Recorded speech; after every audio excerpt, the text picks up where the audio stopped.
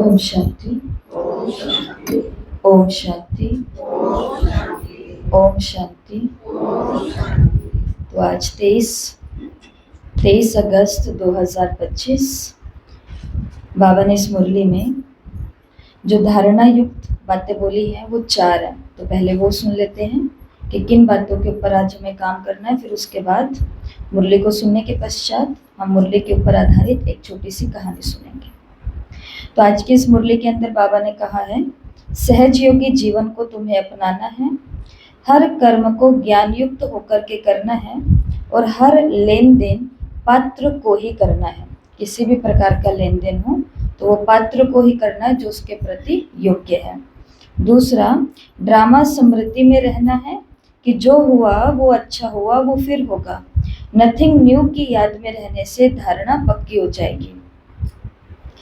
अगला, अपार खुशी का आधार है अपने आप से रोज बातें करना कि बाबा हमें शांति धाम सुख धाम लेकर के जा रहे हैं। और लास्ट में धारणा युक्त पॉइंट है, विश्व कल्याणकारी का भाव रखना है, माना समस्याओं में उलझने के बजाय सबको दुआ दो, वरदान दो। तो 4 बातें याद रखेंगे। सहज योगी जीवन को अपनाना है, ड्रामा की स्मृति में रहना है, अपार खुशी का आधार है रोज अपने से बातें करना कि बाबा मुझे शांति धाम सुख धाम में ले जाने आया है। और चौथा, विश्व कल्याणी का भाव रखना है, अपनी समस्याओं में उलझने के बजाय सभी को दुआ देनी है, वरदान देना है। सुनते हैं बाबा के महावाक्य। मीठे बच्चे, बाप आए हैं तुम्हारा ज्ञान रत्नों से श्रृंगार कर वापस घर ले जाने, फिर राजाई में भेज देंगे। तो अपार खुशी में रहो, एक बाप से ही प्यार करो। बाप आए हैं तुम्हारा ज्ञान रत्नों से श्रृंगार कर वापस घर ले जाने, फिर राजाई में भेज देंगे। तो अपार खुशी में रहो। ये पॉइंट याद करी ना। अपार खुशी में रहने का आधार क्या है? रोज अपने से बातें करना कि बाबा हमें सुख धाम और शांति धाम ले जाने आए हैं। एक बाप से ही प्यार करो। प्रश्न, अपनी धारणा को मजबूत पक्का बनाने का आधार क्या है? उत्तर, अपनी धारणा को मजबूत बनाने के लिए सदैव ये पक्का करो कि आज का दिन जो पास हुआ अच्छा हुआ, फिर कल्प बाद होगा। जो कुछ हुआ कल्प पहले भी ऐसे ही हुआ था, नथिंग न्यू। ये लड़ाई भी 5000 वर्ष पहले लगी थी, फिर लगेगी जरूर। इस बंभोर का विनाश होना है जरूर। ऐसे हर पल ड्रामा की स्मृति में रहो तो धारणा मजबूत होती जाए। गीत, दूर देश का रहने वाला आया देश पर आए। इंदिरा बहन आगे आ जाओ, आगे आ जाओ। ओम शांति। बच्चे पहले भी दूर देश से पराए देश में आए हैं, अब इस पराए देश में दुखी हैं, इसलिए पुकारते हैं अपने देश, अपने घर ले चलो। तुम्हारी पुकार है ना, बहुत समय से याद करते आए हो, तो बाबा को भी खुशी से आना होता है। जानते हैं मैं जाता हूँ बच्चों के पास, जो बच्चे कामचिता पर बैठ जल मर गए, उन्हों को अपने घर भी ले जाऊं और फिर राजाई में भी भेज दूं। उसके लिए ज्ञान से श्रृंगार भी करूं। बच्चे भी बाप से जास्ती खुश होने चाहिए। बाप जबकि आए हैं तो उनका बन जाना चाहिए, उनको बहुत लव करना चाहिए। बाबा रोज समझाते हैं, आत्मा बात करती है ना। बाबा 5000 वर्ष बाद ड्रामानुसार आप आए हैं, हमको बहुत खुशी का खजाना मिल रहा है। बाबा आप हमारी झोली भर रहे हैं, हमको अपने घर शांति धाम लेकर के चलते हैं और फिर राजधानी में भेज देंगे। योग में क्या करना होता है?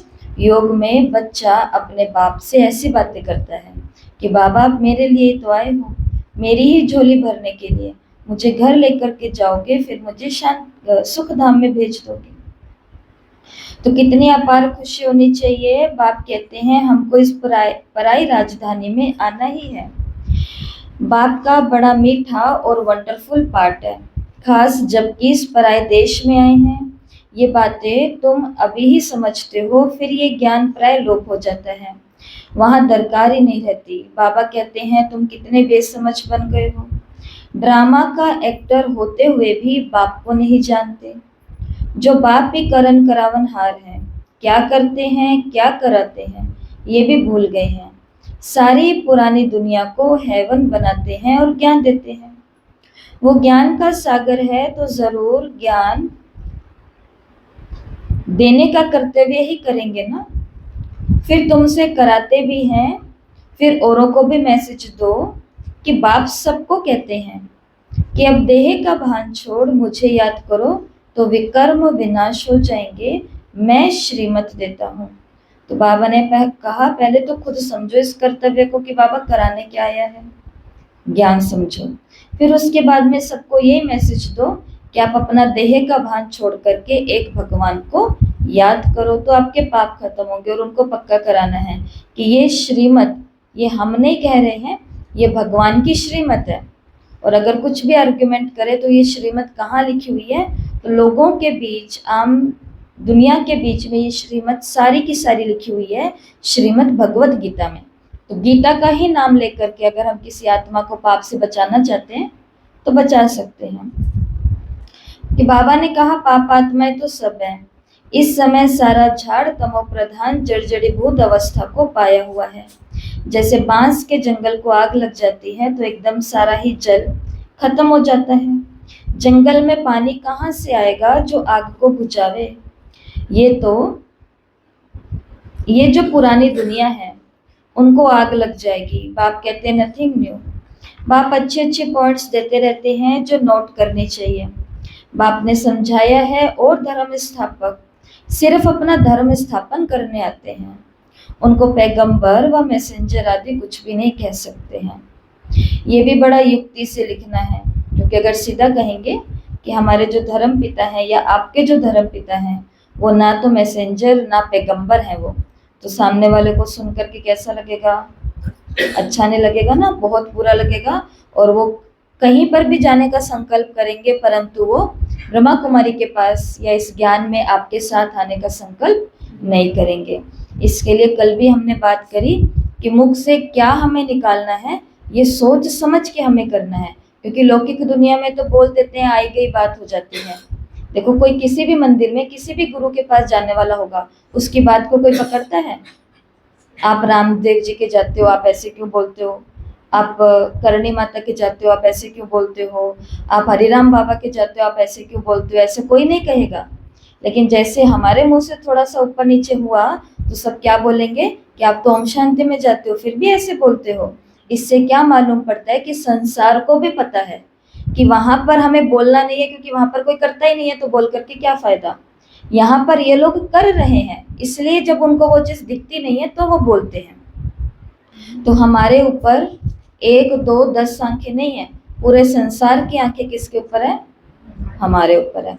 इतनी जिम्मेवारी है। इसलिए हम किसके साथ खड़े हैं, किन लोगों के साथ खड़े हैं, किस लहजे में हम बोल रहे हैं, कैसे हमारी हरकत हो रही है, इस सभी का प्रभाव पूरी की पूरी संस्था के ऊपर पड़ता ही पड़ता है। और देखो उस प्रभाव को, नेगेटिव प्रभाव को मिटाने के लिए ये बड़े बड़े लेवल की सेवाएं ब्रह्मा कुमारी सेवा केंद्रों पर बहनों को करनी पड़ती है। फिर क्यों, क्योंकि लोगों के पास गलत मैसेज चला गया है, जबकि कार्य भगवान का कितना ऊंचा है।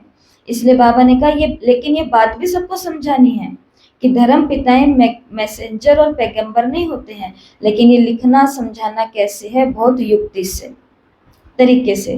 तो सत्य को तो बताना ही है परंतु सभ्यता से।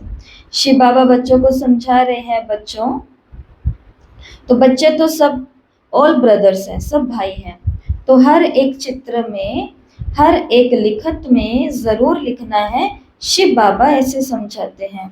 बाप कहते बच्चे मैं आकर के सत्युगी आदि सनातन देवी देवता धर्म की स्थापना करता हूँ, जिसमें 100% सुख, शांति, पवित्रता सब है, इसलिए उसको हेवन कहा जाता है। वहाँ दुख का नाम निशान नहीं। बाकी जो सब धर्म है उन सब का विनाश कराने निमित्त बनता हूँ। सतयुग में होता है एक धर्म, वो है नई दुनिया। पुरानी दुनिया को खत्म कराता हूँ। ऐसा धंधा और कोई नहीं करते हैं। कहा जाता है शंकर द्वारा विनाश, विष्णु भी लक्ष्मी नारायण है, प्रजापिता ब्रह्मा भी तो यहाँ है। यही पतित से पावन फरिश्ता बनते हैं, इसलिए फिर ब्रह्मा देवता कहा जाता है, जिससे देवी देवता धर्म की स्थापना होती है। यह बाबा भी देवी देवता धर्म का पहला प्रिंस बनता है। तो दादा लेखराज अर्थात ब्रह्मा बाबा, तो ये बाबा क्या बनता है? सत्युग का देवी देवता धर्म का पहला प्रिंस। तो ब्रह्मा द्वारा स्थापना, शंकर द्वारा विनाश। चित्र तो देने पड़े ना, समझाने के लिए चित्र बनाए हैं। इनके अर्थ का कोई को भी पता नहीं है। स्वदर्शन चक्रधारी का भी समझाया है। परम पिता परमात्मा सृष्टि के आदि मध्य अंत को जानते हैं, उनमें सारा ज्ञान है। तो स्वदर्शन चक्रधारी ठहरे ना, जानते हैं, हम ही ये ज्ञान सुनाते हैं।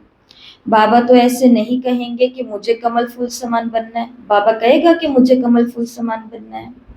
सतयुग में तुम कमल फूल समान ही रहते हो। सन्यासियों के लिए भी ये नहीं कहेंगे, वो तो जंगल में चले जाते हैं। बाप भी कहते हैं पहले वो पवित्र सतो प्रधान होते हैं, भारत को थमाते हैं पवित्रता के बल से। भारत जैसा पवित्र देश और कोई होता नहीं है। जैसे बाप की महिमा है वैसे भारत की भी महिमा है। भारत हेवन था, लक्ष्मी नारायण राज्य करते थे, फिर कहाँ गए ये अभी तुम जानते हो। और किसी की बुद्धि में थोड़े ही होगा कि ये देवताएं ही 84 जन्म ले फिर पुजारी बनते हैं। अभी तुमको ये सारा ज्ञान है। हम अभी पूज्य देवी देवता बनते हैं, फिर पुजारी मनुष्य बनेंगे। मनुष्य तो मनुष्य ही होते हैं।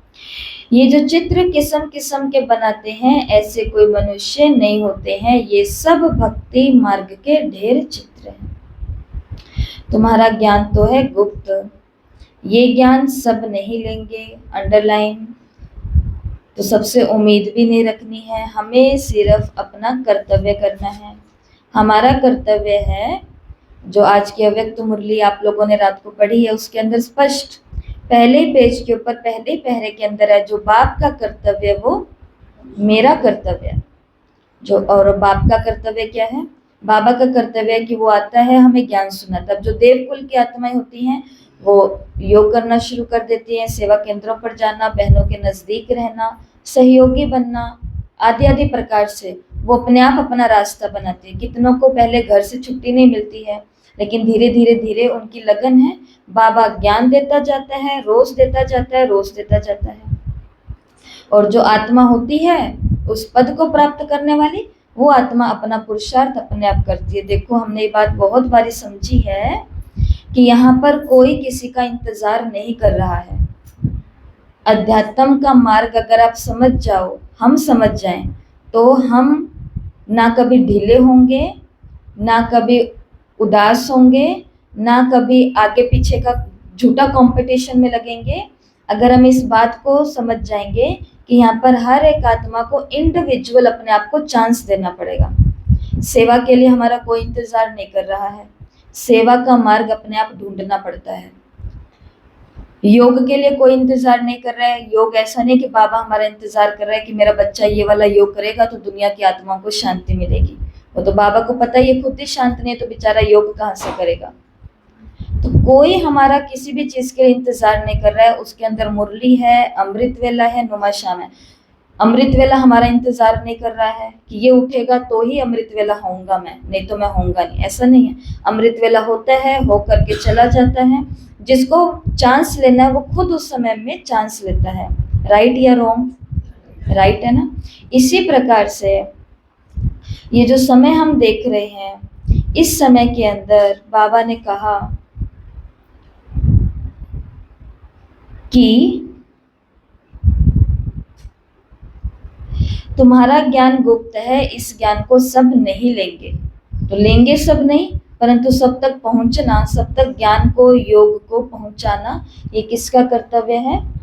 हमारा कर्तव्य है। तो लेंगे नहीं ये बात बुद्धि में रखने से क्या होगा? लेंगे नहीं ये बात बुद्धि में रखने से हम दुखी नहीं होंगे कि मैं सेवा इतनी करती हूँ परंतु कोई आता तो है नहीं।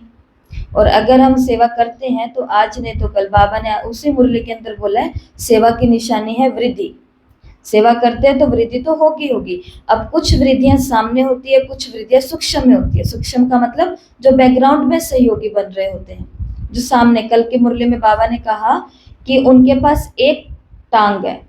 कौन सी एक टांग आ रही है? इच्छा की, कि हम आपका सहयोगी बन सकते हैं, हमें भी ऐसा करना है।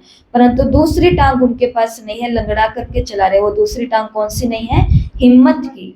तो उस अव्यक्त मुरली में बाबा ने कहा 20 जनवरी 1981 कि उनको इच्छा तो है, एक टांग है, परंतु एक टांग नहीं है हिम्मत की। तो हिम्मत की टांग कौन देगा? वो हम देंगे, बाबा के बच्चे। जब वो कहते हैं कि हम करना तो चाहते हैं, सेवा के अंदर जाना तो चाहते हैं, परंतु ना बस जाया नहीं जाता, तो हम उन्हें हिम्मत देंगे कि आप मेरे साथ चलो, मैं भी तो चाहती हूँ। देखो मेरी मजबूरियों को, कितने सारे मजबूरियां, कुछ काम पहले करके आती हूँ, कुछ काम रसोई के जा करके करती हूँ, लेकिन मैं भी जाती हूँ, आप भी चलो। ऐसे किसी को हिम्मत देना, लेकिन कभी भी किसी चलते हुए को लंगड़ाना नहीं है। अगर किसी ने आगे से बोला कि मनसा नहीं करता जाने का, तो उसको ये नहीं बोलना कि हाँ हाँ मोबाइल पर तो आती है, घर बैठ करके आप सुन लो। इसका मतलब किसी को टांग थोड़ी सी मोची आई थी, लेकिन हमने उसको बिल्कुल ही लंगड़ा बना करके घर में ही बिठा दिया। तो बाबा ने मुरली के अंदर कर बोला कि तुम हो लंगड़ों को चलाने वाले। कितना बड़ा स्वमान है ये। तो सब यहाँ से लंगड़ा रहे हैं, मन और बुद्धि से। आज की मुरली में बाबा ने बोला कि तुम्हारा ज्ञान गुप्त है, तुम्हें सबको देना है, बाकी सब नहीं लेंगे। जो इस देवी देवता धर्म के पत्ते होंगे वही ये ज्ञान लेंगे, बाकी जो औरों को मानने वाले हैं वो सुनेंगे भी नहीं। जो शिव और देवताओं की भक्ति करते हैं वही आएंगे, कहीं नहीं जाने वाले। देर सवेर भक्ति को पूरा करके वो यही आने वाले हैं।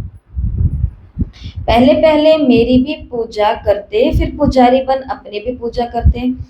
तो अब खुशी होती है कि हम पूज्य से पुजारी बने, अब फिर पूज्य बनते हैं। कितनी खुशियां मनाते हैं। यहाँ तो अल्पकाल के लिए खुशी मनाते हैं, वहां तो तुमको सदैव खुशी रहती है।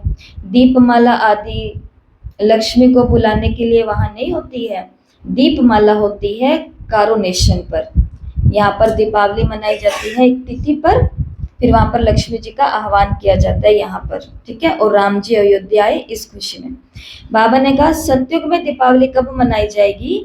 जिस दिन प्रिंस कृष्ण और प्रिंसेस राधा, इन दोनों का विवाह हो जाएगा। विवाह के बाद ये लक्ष्मी नारायण बन जाएंगे और उस दिन ये अपनी अपनी गद्दी पर बैठेंगे।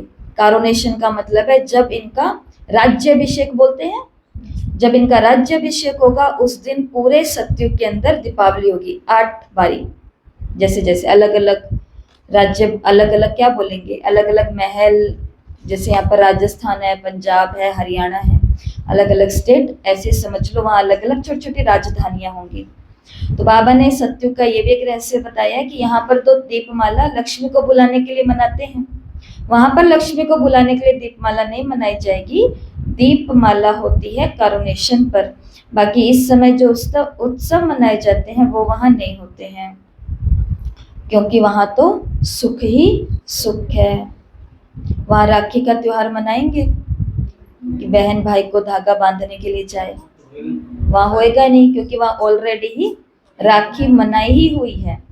तो वो धागा बांधा किस लिए जाता है? ताकि धागा देख करके याद आए कि मैंने प्रतिज्ञा की हुई है, मुझे मेरी बहन की रक्षा करनी है, इसलिए बांधा जाता था। तो वहां कोई उत्सव नहीं होंगे ऐसे वाले, क्योंकि बाबा ने कहा वहां तो सुख ही सुख।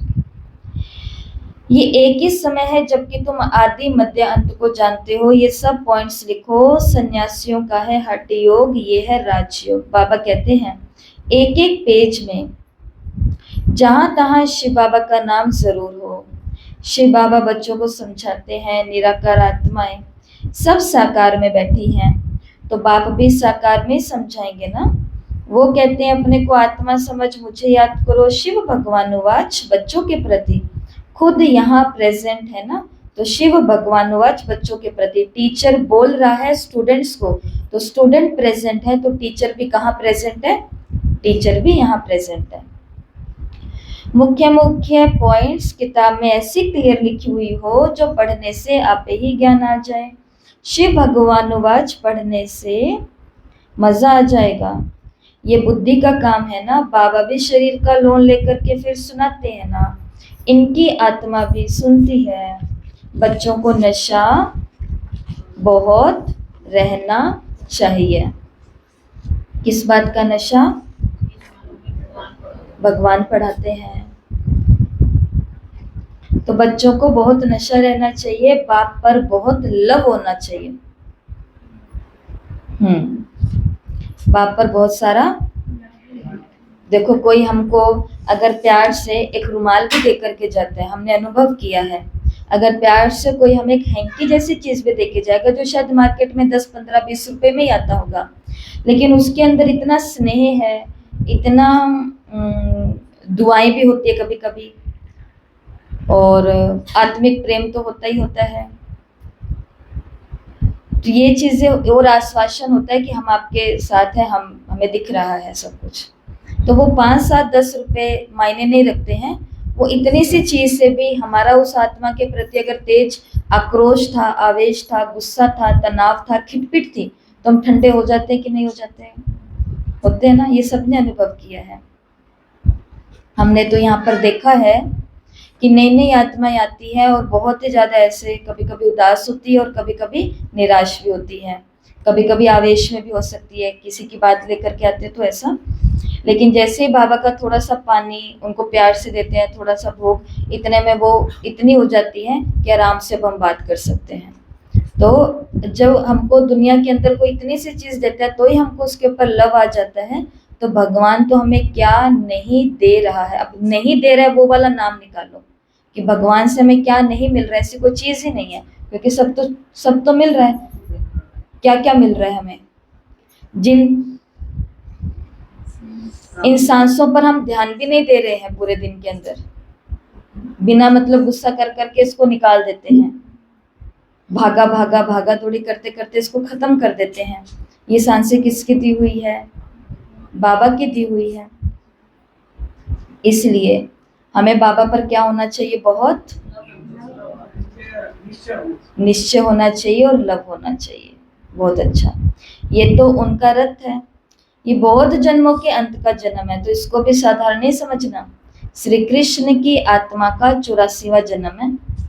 बाबा अगर मुरली में बोले कि ब्रह्मा को देखना नहीं है, ब्रह्मा का चित्र नहीं लगाना, उसके पीछे का कारण कुछ और था, क्योंकि ये वो जमाना था जहां पर अगर किसी जेंट्स की, अभी तो बहुत सारे गुरु हो गए हैं ना, अभी तो बहुत सारे गुरु हो गए हैं तो किसी को प्रॉब्लम नहीं होती है, लेकिन उस जमाने में अगर माताएं किसी आदमी को बाबा बाबा बाबा करते हुए बोले, घर में फोटो रखे उसको देखती रहें, मीठे बाबा, प्यारे बाबा ऐसे से बोले, तो इसका प्रभाव बहुतों पर अच्छा नहीं पड़ रहा था। और बाबा थे तो बाबा ने मना कर दिया कि मेरे होते होते बाबा का फोटो नहीं होना चाहिए, शिव बाबा ने कहा।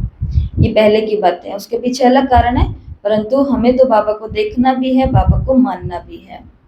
क्यों? क्योंकि ये बहुत जन्मों के अंत के जन्म की आत्मा है, इसमें प्रवेश किया है ब्रह्मा द्वारा। ये ब्राह्मण बनते हैं, फिर मनुष्य से देवता बनते हैं। चित्र कितना क्लियर है। भल अपना भी चित्र ऊपर में व बाजू में डबल सिरताज वाला लगा दो। योग बल से हम ऐसे बनते हैं। ऊपर में शिव बाबा, उनको याद करते करते मनुष्य से देवता बन जाते हैं। बिल्कुल क्लियर है। रंगीन चित्र का किताब ऐसा हो जो मनुष्य देख करके खुश हो जाए।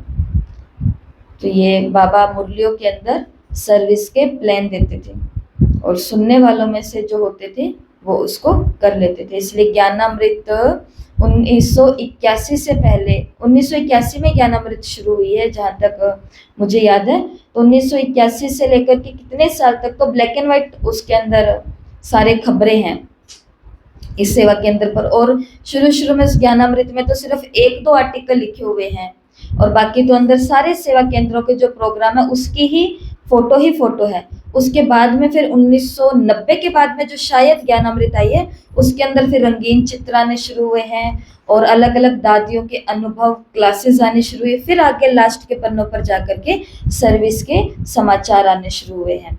ज्ञानामृत आप देखते हो आजकल के लास्ट के 2 पन्नों पर सेवा की रिपोर्ट होती है, बाकी सब में अनुभव, क्लासेस, प्रश्न उत्तर, दादी जानकी के ये होते हैं। तो ये आइडियाज कहाँ से, किससे निकले हैं? ये आइडियाज बाबा ने मुरली के अंदर दिए हैं बच्चों को कि रंगीन चित्र का किताब ऐसा हो जो मनुष्य देख करके खुश हो जाए। उनसे फिर कुछ हल्के भी छपा सकते हो गरीबों के लिए।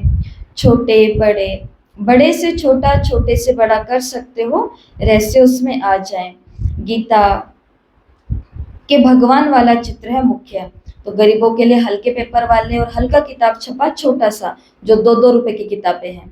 जो कहते हैं हम ये 20 रुपए की किताब नहीं ले सकते, 100 रुपए की किताब नहीं ले सकते, लेकिन हमें पढ़ना है, लेकिन हम फ्री में भी नहीं लेना चाहते क्योंकि आप तो खर्चा करके लेकर के आए हो। तो फिर उनके लिए कौन सी किताबें? 2-2 रुपए की किताब के अंदर ज्ञान इतना सारा है। ग्रस्त में रहने वाला जीवन किताब है, हीरे जैसा जीवन किताब है, विद्यार्थी जीवन वाला किताब है, मृत्यु और जन्म का रहस्य है ये किताब। ऐसे छोटी छोटी एकदम पतली पतली किताबें हैं। तो ये बाबा के आदेश अनुसार हुआ है। तो गीता के भगवान वाला चित्र मुख्य है, उस गीता पर कृष्ण का चित्र और उस गीता पर त्रिमूर्ति का चित्र होने से मनुष्य को समझाने में सहज होता है। प्रजापिता ब्रह्मा के बच्चे ब्राह्मण यहाँ हैं। प्रजापिता ब्रह्मा सूक्ष्म वतन में तो हो नहीं सकता। कहते हैं ब्रह्मा देवताए नमः, विष्णु देवताए नमः। अब देवता कौन ठहरे? देवताएं तो यहाँ राज्य करते थे, डिटिज्म तो है ना। तो ये सब अच्छी रीति से समझाना पड़ता है। ब्रह्मा सो विष्णु, विष्णु सो ब्रह्मा, दोनों यहाँ हैं। चित्र है तो समझाया जा सकता है। पहले पहले अल्फ को सिद्ध करो तो सब बातें सिद्ध हो जाएंगी। पॉइंट्स तो बहुत हैं और सब धर्म स्थापन करने आते हैं। बाप तो स्थापना और विनाश दोनों कराते हैं। होता है सब ड्रामा अनुसार ही।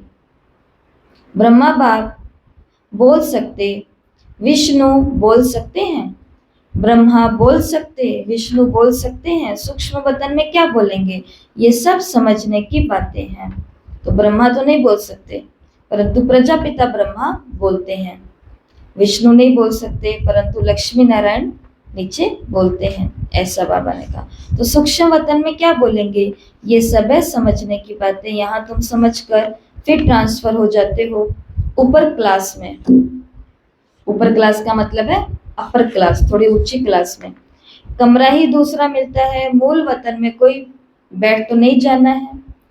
फिर वहां से नंबरवार आना होता है। पहले पहले मूल बात एक ही है, उस पर जोर देना चाहिए। कल पहले भी ऐसे हुआ था। ये सेमिनार आदि भी ऐसे ही कल पहले हुए थे, ऐसी पॉइंट्स निकली थी। आज का दिन जो पास हुआ अच्छा हुआ, कल्प बाद भी ऐसे ही होगा। तो जो भी सेमिनार जैसे भी लग रहे हैं, आज कितनी तारीख है? 23 तारीख है।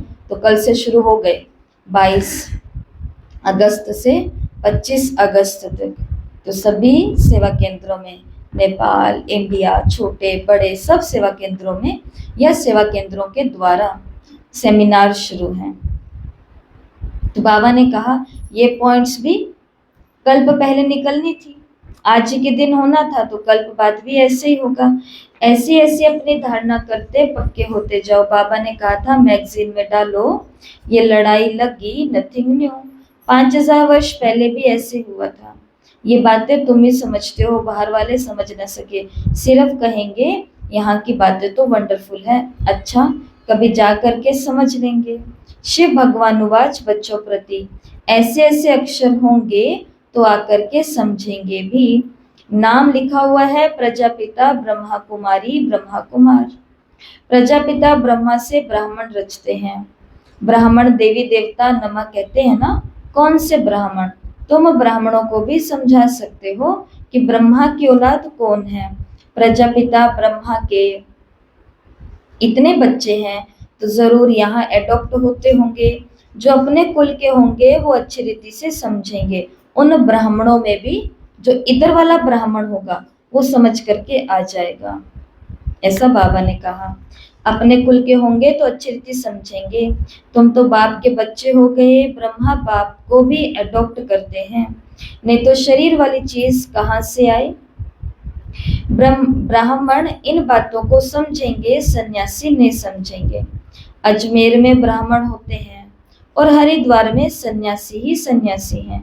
पंडे ब्राह्मण होते हैं परंतु वो तो भूखे होते हैं। बोलो तुम अभी जिस्मानी पंडे हो, अब रूहानी पंडे बनो। तुम्हारा भी नाम पंडा है। पांडव सेना को तो कोई समझते नहीं है, बाबा है पांडवों का सिर मोर। तो बाबा कौन है? हम पांडव हैं। पांडव कौन होते हैं? जो औरों को रास्ता बताते हैं, पंडा जिसको बोलते हैं, गाइड। और पांडवों का जो सिर मोर है उसको क्या बोलेंगे? शिव बाबा तो बोलेंगे ही।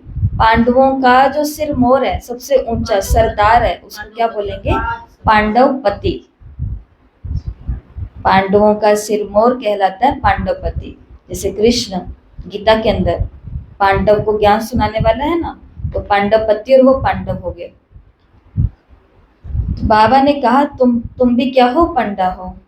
कहते हैं हे बच्चे मामेकम याद करो, तो विकर्म विनाश होंगे और चले जाएंगे अपने घर। फिर बड़ी यात्रा होगी अमरपुरी की, मूल वतन की कोई बड़ी यात्रा।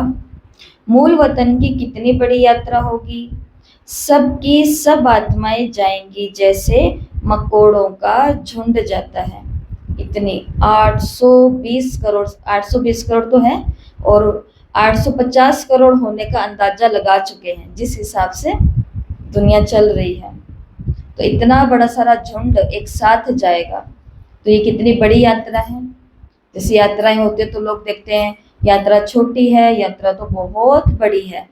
बाबा ने कहा ये इतनी बड़ी यात्रा होगी जिसके अंदर सारी की सारी मनुष्य आत्माएं होंगी, जैसे कि मकोड़ों का झुंड होगा। मक्खियों की भी रानी भागती है तो उसके पिछाड़ी सभी मधुमक्खियां चली जाती है ना।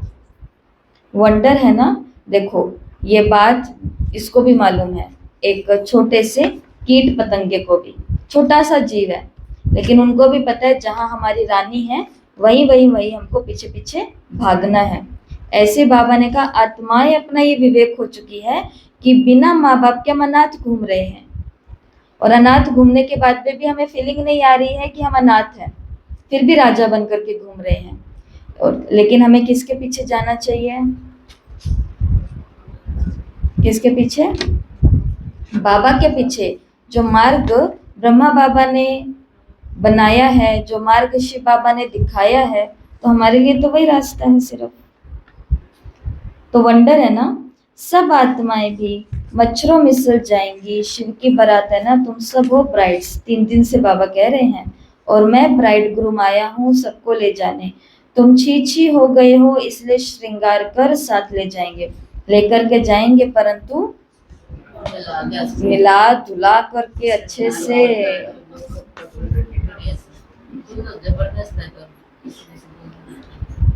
ऐसी वैसी दुल्हन को तो यहाँ भी देखो दुल्हन कैसी होगी और उसको कैसा बना के लेकर के चले जाते हैं, और फिर आगे कैसी हो जाती है, सुंदर ही बना के लेकर के जाते हैं ना। और उसकी भी इच्छा होती है कि मैं भी सुंदर सुंदर दोनों बन करके आगे जाएं। ऐसा ही बाबा ने कहा साथ तो लेकर के जाऊंगा। तो लोग क्या बोलते हैं, हाँ भाई हम तो वैसे जाना चाहते हैं, भगवान तो हमें उठा ले, हमें कोई ज्ञान नहीं सुना, कुछ नहीं सुना, हम तो साथ ही चले जाएंगे।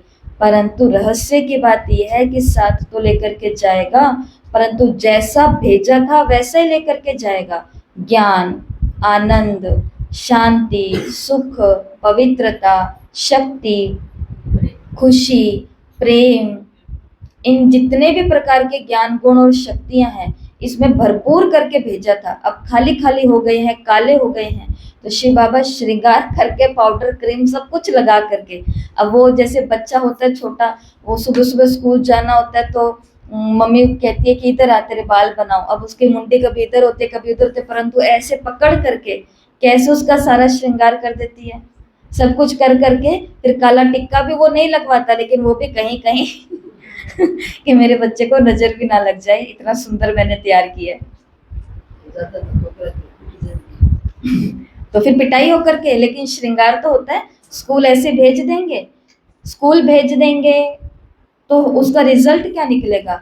भले ही वहां बच्चे की इंसल्ट होगी, लेकिन बच्चे की इंसल्ट क्या बोल करके की जाएगी कि तुम्हारे मम्मी पापा तुम्हें निला धुला करके भी नहीं भेज सकते हैं। आरोप किस पर लगेगा? आलसी कौन दिखाई पड़ेंगे? माँ बाप दिखाई पड़ेंगे। इसलिए माँ बाप को पता है स्कूल के अंदर इंसल्ट हमारी ही होने वाली, इसलिए सारा तैयार कर करके भेजते हैं। बाबा भी बोलता है, तो अभी ये जो कर रहे हैं बाबा, ये हम आत्माओं का श्रृंगार ही है। योग के द्वारा, पढ़ाई के द्वारा, सेवाओं के द्वारा सब जगह श्रृंगार हो रहा है। जो श्रृंगार नहीं करेंगे वो सजा खाएंगे। जाना तो है ही। काशी कलवट में मनुष्य मरते हैं तो सेकंड में कितनी सजाएं भोग लेते हैं। मनुष्य चिल्लाते रहते हैं, ये भी ऐसे ही है। समझते हैं हम जैसे कि जन्म जन्मांतर का दुख सजा के रूप में भोग रहा हूँ। वो दुख की फीलिंग ऐसी होती है, हम महसूस नहीं कर सकते हैं। लेकिन वो दुख की फीलिंग कैसे होती होगी? जन्म जन्मांतर के पापों की सजा मिलती है। जितनी सजाएं खाएंगे उतना पद, जितनी सजाएं खाएंगे उतना पद कम होता जाएगा। इसलिए बाबा कहते हैं योग बल से अपने हिसाब किताब चुकतू करो। योग बल से चुकतू कर लें वो ज्यादा अच्छा है। याद से जमा करते जाओ, नॉलेज तो बहुत ही सहज है। हर कर्म करते ज्ञान युक्त बनना है। दान भी पात्र को देना है। पाप आत्माओं को देने से फिर देने वाले पर भी उसका असर पड़ जाता है, वो भी पाप आत्मा बन जाते हैं। अंडरलाइन कर लेना। किसी पापी को अच्छी बात बता रहे हैं, बाबा ने कहा और हमको पता है कि इसको ये करना ही नहीं है, वो बता करके हमारे ऊपर भी क्या आ जाएगा? बाबा ने आज मुरली में बोला पाप। क्यों? क्योंकि हम उसको अच्छी अच्छी 4 बातें बताएंगे, वो हमें डिस सर्विस की एक ही बात बताएंगे। अब वो बात उस समय तो हम लेट को कर देंगे, लेकिन वो बात कहाँ चली जाएंगी? हमारे अंदर चली जाएगी। और फिर बाद में हमें वो चीज अपने सेवा केंद्रों पर दिखने लग जाएगी, ना होते हुए भी। जैसे एक स्टेप मदर होती है, दूसरी माँ होती है, वो अपने उस सौतेले बच्चे को कितना ही प्यार करे, पहले पत्नी के बच्चे को कितना ही प्यार करे, लेकिन बच्चे के अंदर क्या भावना बैठी हुई है कि ये मेरी माँ तो नहीं है, तो उसको वो माँ कितना भी प्यार करेगी, लेकिन फिर भी उसको कमी दिखेगी कि नहीं दिखेगी? दिखेगी ना। तो ऐसी आत्माओं को ज्ञान की बातें सुनाने से, जिसको पहले से ही सारा ज्ञान है, उसको क्या ज्ञान सुनाओगे? सुनाने से हम भी क्या बन जाते हैं? बाबा ने बोला पाप आत्मा बन जाते हैं, क्योंकि कुछ चीजें अंदर डाली जाती हैं। ऐसे कभी भी नहीं किसी को दान देना चाहिए। और यहाँ पर बाबा कौन सा दान बोल रहे हैं? अभी आगे हमने देखा, खास करके पैसे का दान। पैसा किसी को देते हैं तो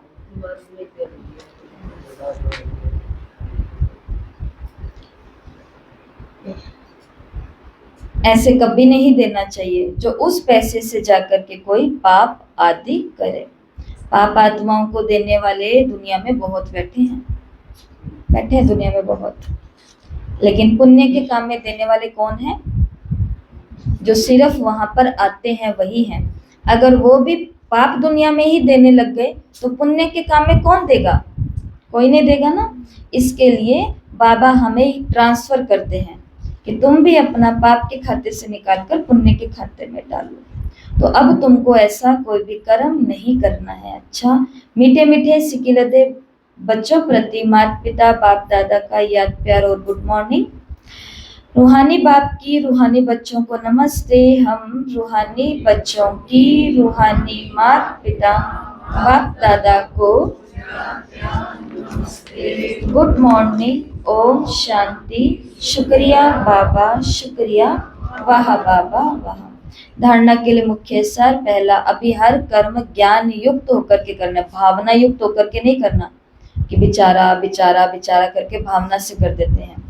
तो बाबा ने कहा कि अभी हर कर्म ज्ञान युक्त होकर के करना है, पात्र को ही दान देना है। बाबा ने तो अभी दादी की क्लास चल रही थी, तो उसके अंदर दादी से किसी ने प्रश्न पूछा कि बेटा शादी करना चाहता है, परंतु मैं कराना नहीं चाहती हूँ, क्योंकि मैं ज्ञान में चलती हूँ ना, तो मैं इसलिए मैं कराना नहीं चाहती हूँ। तो दादी ने उत्तर दिया कि अगर वो नहीं, उल्टा था कि वो करना चाहता है परंतु मैं कराना नहीं चाहती, यही बोला ना मैंने?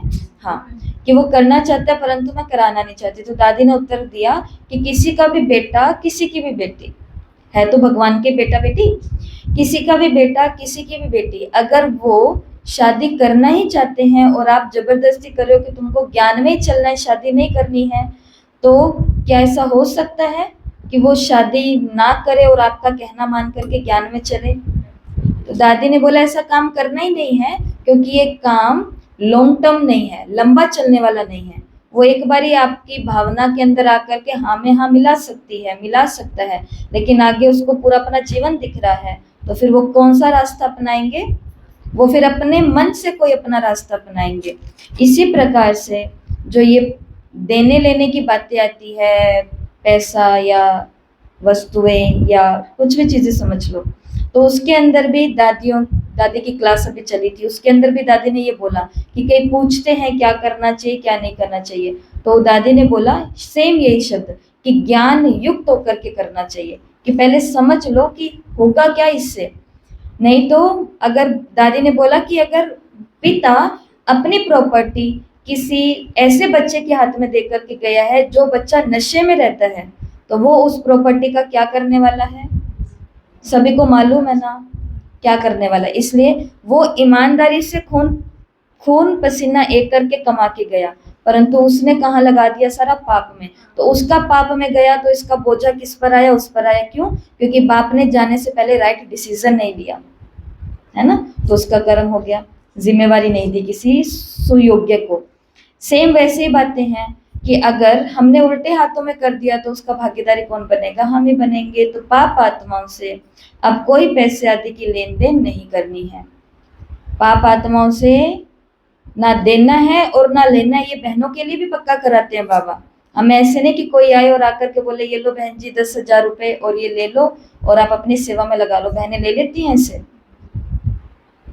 बहुतों को मालूम ही नहीं है, बहनें ऐसे नहीं लेती हैं कि आप कौन हो, हम ना जानते ना पहचानते हैं, क्योंकि आजकल पैसे दे करके लोग समझते हैं कि हमने इनको अपना खरीद ही लिया है। जैसे कि इसके लिए ये डायरेक्शन मधुबन से सारे आते हैं। बाबा ने सारी शिक्षाएं दी है कि ऐसी आत्माओं से ना तो लेना है और ना ही योग बल से सब हिसाब किताब चुकतू करने हैं। दूसरा, अपार खुशी में रहने के लिए अपने आप से बातें करनी है। बाबा आप आए हमें अपार खुशी का खजाना देने, आप हमारी झोली भर रहे हैं। आपके साथ पहले हम शांति धाम और फिर अपनी राजधानी में आएंगे। आज का वरदान है समस्याओं को समाधान रूप में परिवर्तन करने वाले विश्व कल्याणी भव। मैं विश्व कल्याणी हूँ। अभी श्रेष्ठ भावना श्रेष्ठ कामना के संस्कार को इमर्ज करो। इस श्रेष्ठ संस्कार के आगे हद के संस्कार स्वतः समाप्त हो जाते हैं। समस्याएं समाधान रूप में परिवर्तित हो जाती है। अब युद्ध में अपना समय नहीं गवाओ, लेकिन विजयपन के संस्कार इमर्ज करो। अब सब कुछ सेवा में लगा दो तो मेहनत से छूट जाएंगे। कल कौन सी 2 शक्तियां बाबा ने सेवा में लगाने के लिए कही थी? वरदान में कौन सी 2 शक्तियां बाबा ने कही? ये सेवा में अर्पण कर दो।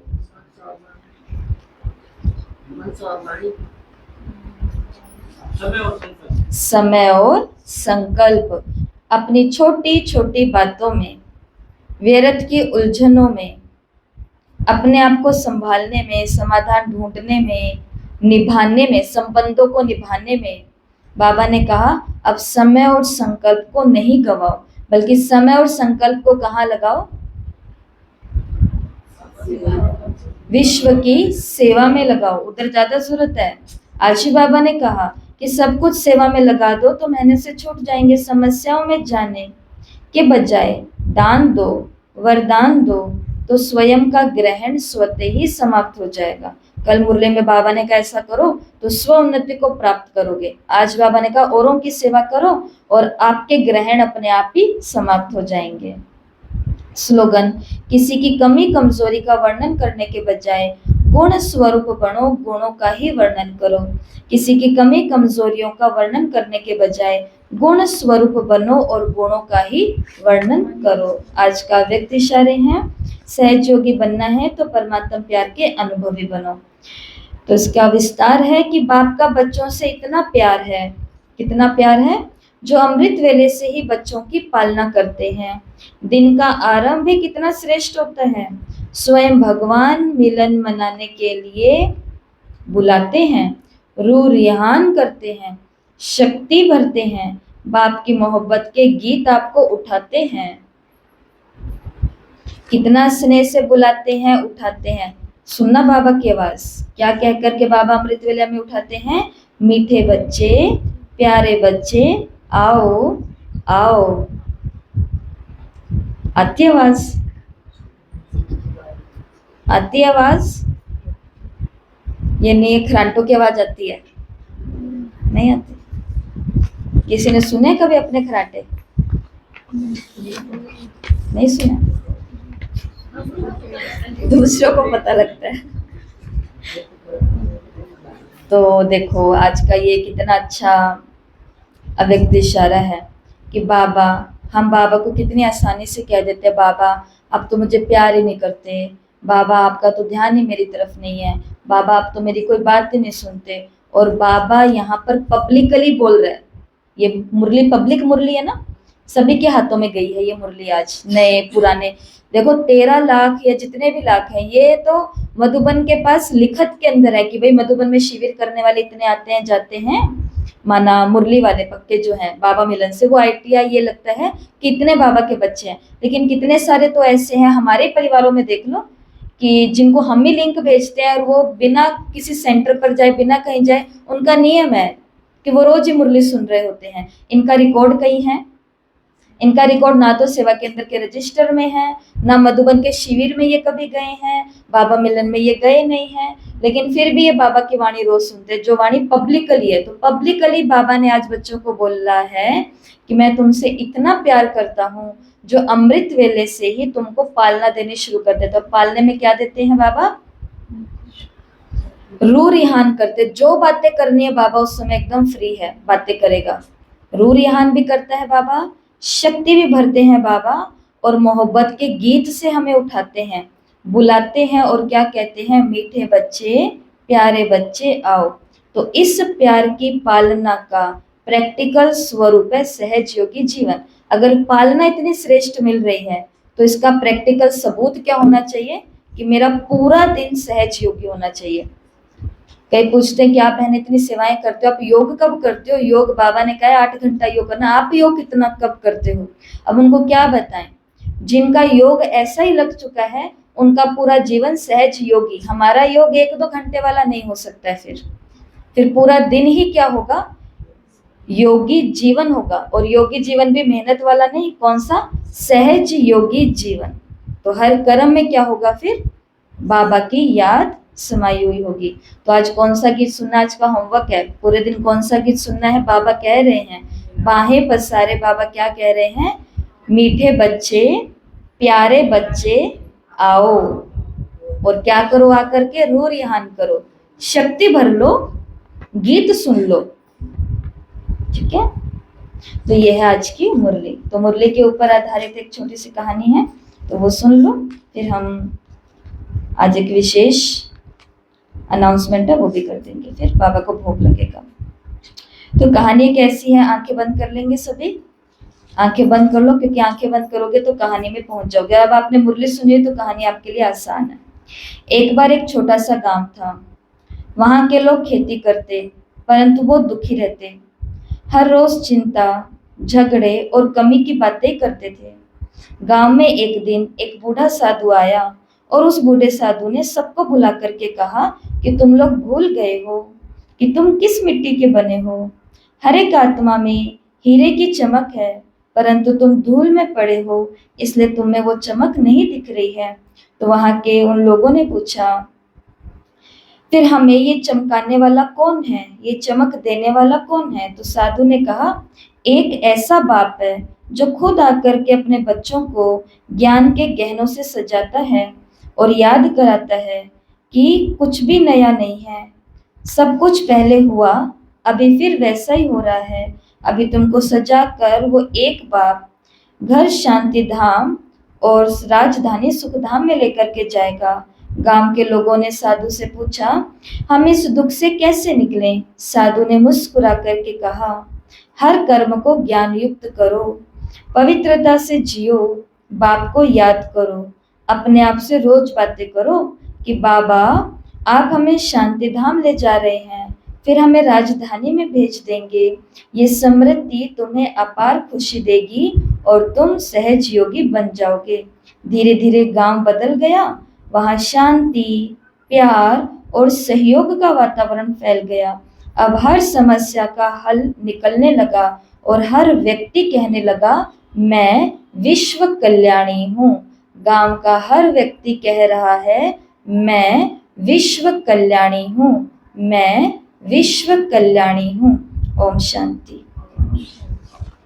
तो आज की अनाउंसमेंट है एक तो कि आज अव्यक्त मुरली की क्लास वैसे नहीं भेजेंगे, तैयारी तो सारी की हुई है, बोर्ड की फोटो आ जाएगी आपके पास। अव्यक्त मुरली रिकॉर्डिंग की हुई होगी, वो सीधा टेलीग्राम के रूहानी फरिश्ते ग्रुप में भेजेंगे। तो जो लोग भी यूट्यूब पर सुनने वाले हैं तो उनसे ये निवेदन है कि आज इसी क्लास के डिस्क्रिप्शन बॉक्स में जाकर के आप देखोगे तो वहां पर ग्रुप का लिंक दिया होगा। अगर आपको अव्यक्त वाणी आज वाली सुननी है तो आप वहां पर जाकर के लिंक को ज्वाइन करना, तो आप अव्यक्त वाणी को सुन सकते हो। सिर्फ रिकॉर्डिंग आएगी वॉइस की, ठीक है।